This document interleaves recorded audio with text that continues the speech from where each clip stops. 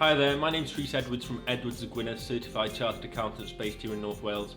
I'm going to be doing a series of short, informative videos on accountancy and taxation matters.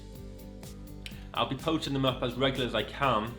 The first video that we're going to be doing today is a quick look at choosing the right accountant. And first off, I'd like to say that I know there's lots and lots of good accountants out there, but it's just choosing the right accountant for you. We're going to be going through 6 key topics that I think are really important things to look at when considering an accountant. And these topics are based on my opinion, and my opinion is drawn from years and years of working within an accountancy practice, and also speaking to lots and lots of self-employed people, people with limited companies, and people that have submitted tax returns. So we're going to go through 6 key points, and the first point we're going to look at is, do I need an accountant? Now, if you've just got to submit a basic tax return with maybe some employment income and maybe some dividend income, then I'm sure lots of people out there are capable of submitting a tax return by themselves.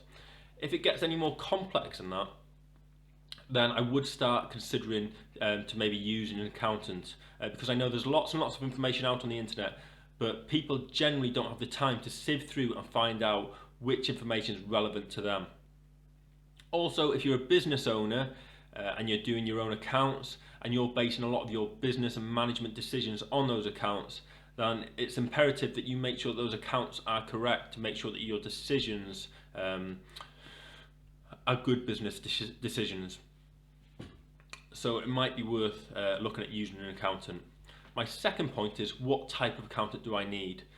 By this I mean, do you need a specialised tax advisor or accountant? For example, if you're doing lots of offshore work, then it might be worth considering an accountant that specialises in this area. Or do you need a general practitioner, which is what we are here? We offer VAT, payroll. A general practitioner will offer, an array of services. Another thing to consider is, do you need an audit? Now, larger companies will require an audit, and not all accountancy practices offer an audit. So that's something to consider when you, if you're a larger business and you're seeking a new accountant. The third point is, do I need a qualified accountant? Now, I personally would recommend that you do choose a qualified accountant for 3 reasons really. The first off is that they will have sat all the relevant exams and studied for some period, and they should have a good grounding of all accountancy and taxation matters. Also, they'll still be governed by their governing body, so they'll have a certain level of code, like a certain code of ethics that they'll have to adhere to. And you can actually go online and have a look at the governing body's website to make sure that your accountant is doing the things that he should be doing. The third point is also that if you do choose a qualified accountant, they will have to do CPD, which means that they will have to continual professional development and go on regular courses to keep them updated with relevant taxation and accountancy matters. Now, the 3 key, the main accountancy qualifications within the UK to think about using would be the ACCA, ICAEW and the CTA. ACCA is Certified Chartered Accountants, that's what we are here. ACCA, they're Chartered Accountants, and CTA, they're Chartered Tax Advisors, and they might give you a bit more specific tax advice. There are other qualifications, but within practice, they're the 3 key qualifications to look at using.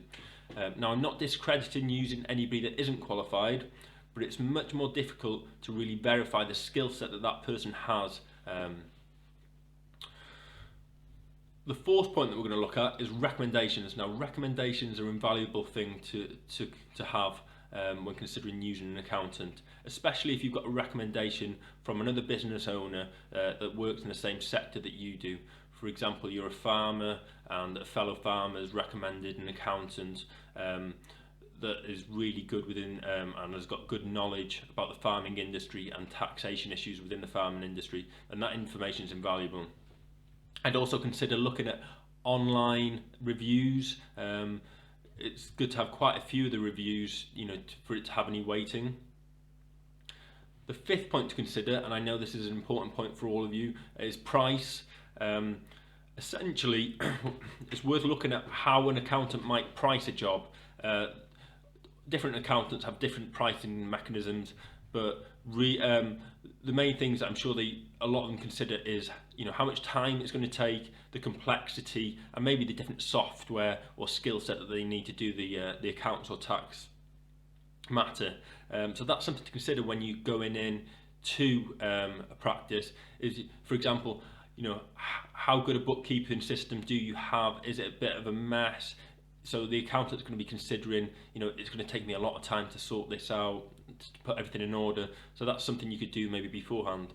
I would recommend that you do try and get a price off your accountant beforehand. Now, not all accountants will do that, but they should at least be able to give you some sort of estimate. I'd also recommend that if you do get a price, then you get a detailed guidance of what that price actually entail. What's within that price, what services are they going to offer for that price. Our sixth and final point that we're going to consider is, are they a good fit for you? So essentially, are you going to get along with this person? Because hopefully you're going to build up a good relationship with your accountant, and you're going to work with them for years to come. So you're going to have to, they're going to have to understand your requirements. Now, everyone's different. Some people want from their account, just want to pay, the smallest price possible for their accountant, and for their accountant to do as little as possible. Other people want, to grow their business, and their accountant to be alongside them and help them and give them guidance.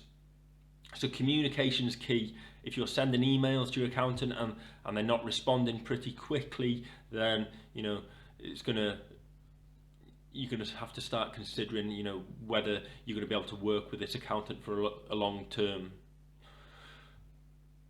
Other things to consider possibly is, does your accountant use software? Is he happy to use a software that you're using? Is he introducing the right software? Is he talking about these issues? Or even just being able to simplify your current bookkeeping system. So I've gone through all 6 pointers there. I know that's a lot to think about, but hopefully I will have flagged something up there that you hadn't considered beforehand, and it's been of some use for you. So that's it for today. If you know of somebody else that you think might this video might be of interest to them, then please like and share this post. If you want to see more videos like this, then like us on Facebook, follow us on Twitter, and subscribe to our YouTube channel. We're all under Edwards of Gwynedd. So that's it. Thanks for listening, and have a good day, and I hope you choose the right accountant.